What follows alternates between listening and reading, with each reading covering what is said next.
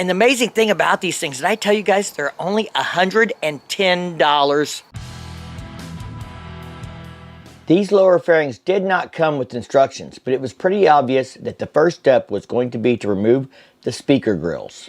Inside the speaker pod area, you will find a bolt that you will need to remove that will free the cap from the body of the lower fairing. When you remove the cap, be careful to not lose the retaining nut clip for that bolt. After removing the cap, you will find a bracket that is used to hold the lower fairing to the top of the crash bars.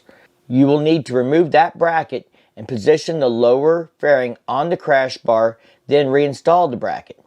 Quick tip, I would suggest a little blue Loctite to ensure these nuts do not loosen up accidentally at some point in the future after you have the lower fairing mounted and positioned the way you want them.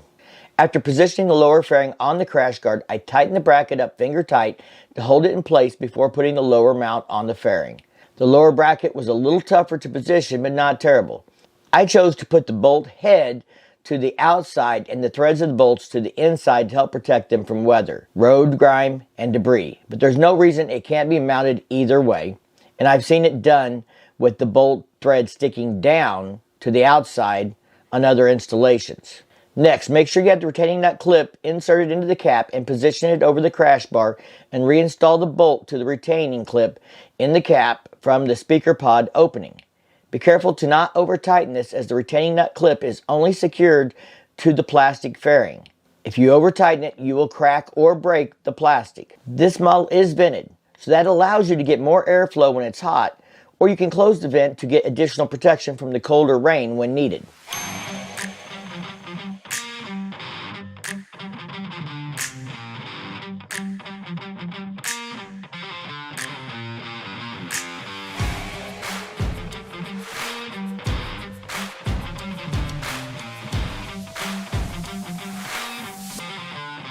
Alright guys, well these are installed and I think they look great.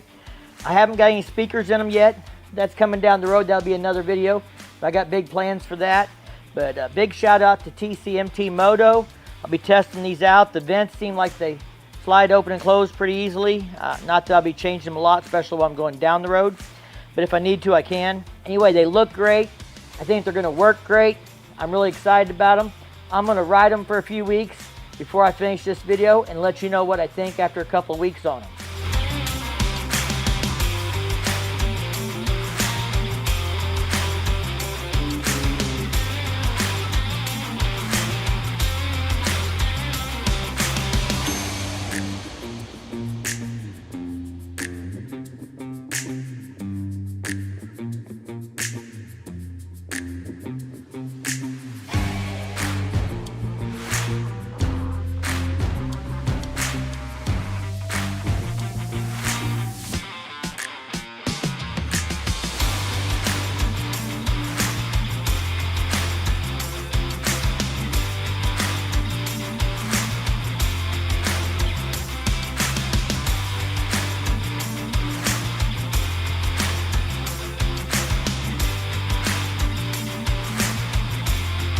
Alright guys, well I've had these lowers on the bike for about 2 weeks now.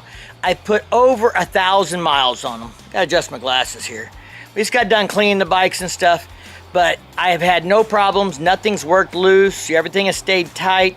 The vents work. They're brand new, so I think they're a little stiff, but they seem to be getting easier to open and close the more I do it. I really haven't had to do it a lot, but when we were coming back and it was 46 degrees in the morning when we left, I wanted the vents closed.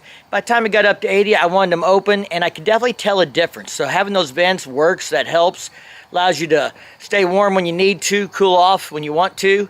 So, and the amazing thing about these things, did I tell you guys, they're only $110. Yeah, you heard me. That's for a pair. Yep, $110 for a pair. Not for just one, for a pair. I know, I about fell out of my chair too.